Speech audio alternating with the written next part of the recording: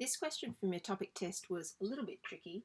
There are 10 checkpoints on a cross-country course that is 4,500 metres long.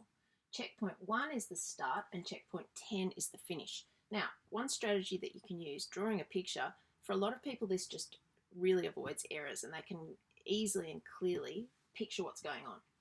The distance between each checkpoint increases by 50 metres as each point is passed. So we're starting with a certain distance, and then the next one will be 50 more than the last, and this will be 50 more than the last, etc. Calculate the distance between checkpoints 2 and 3. So the one that we want to know is this one. So clearly we need to find the first one here. Now, there's a couple of ways to do this. The method that I've used uses the sum to end terms formula, but this isn't the way I actually thought of doing it first time, so I'll show you a couple of different strategies. When you're feeling a bit stuck, it's good to be able to sort of draw on your problem solving skills and attack the problem in a number of different ways.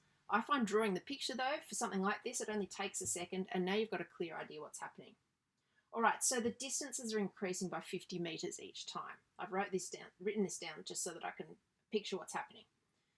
So I've got an arithmetic progression here, or an arithmetic sequence where D is 50, because I know that these numbers, whatever they are going up by 50.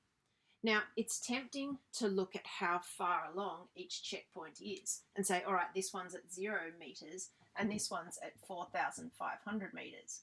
But that strategy won't actually help you all that much because you don't know how far along this one is. And so once you start using these numbers of how far along they are, you're a little bit stuck.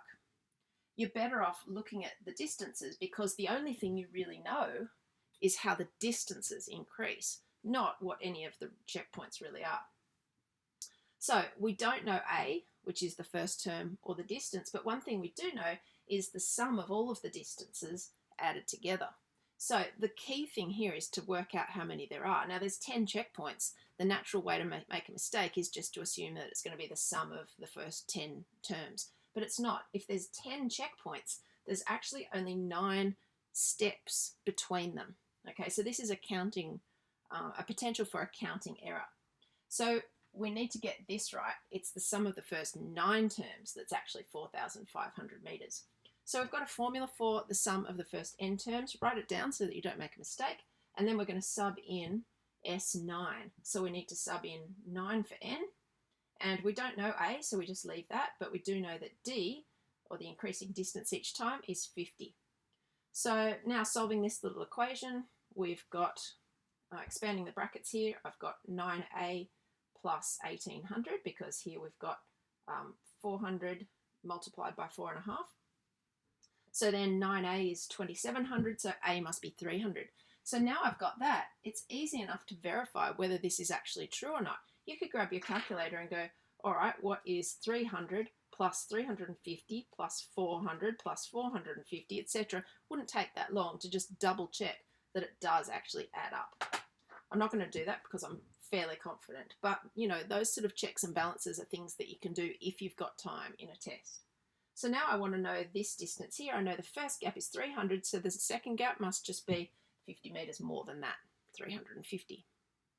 Now, the other strategy that I mentioned using that doesn't use that formula, but it just sort of thinks through with a different strategy. You could say, all right, I don't know what the first distance is. Let's just call it, I don't know, x. But then I know that this distance will be x plus 50. And this one will be x plus 50 plus 50, won't it? So it's x plus 100. This one will be x plus 150, and so on. X plus 200, x plus 250.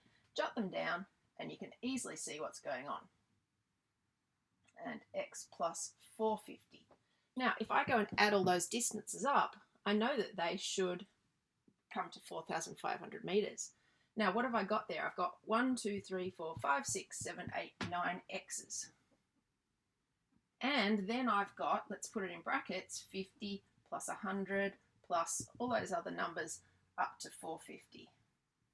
And all of that equals 4,500. Whoops, too many zeros. Okay, what am I going to do with that? Well, I can easily see that this part is an AP. And I know the first term, it's 50. And I know the D, the difference, that's also 50.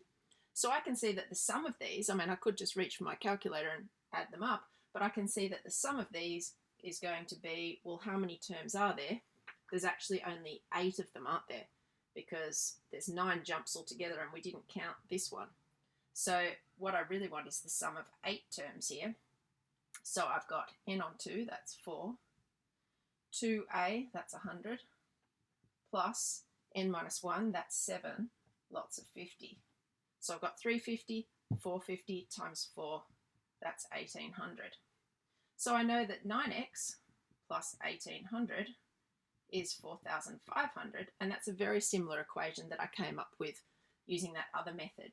9x's must be 2700, so x must be 300. And there we go, I've found my first distance, so now I've got my second distance. Now this bit here is a potential for error. Probably it would be faster to literally just add these up in your head or on your calculator, and you could generate this little equation all on your own without using any of your sequences and series formulas really. So the take-home point, when you're stuck, don't assume there's only one way to do it. There's lots of ways to do it. A picture helps.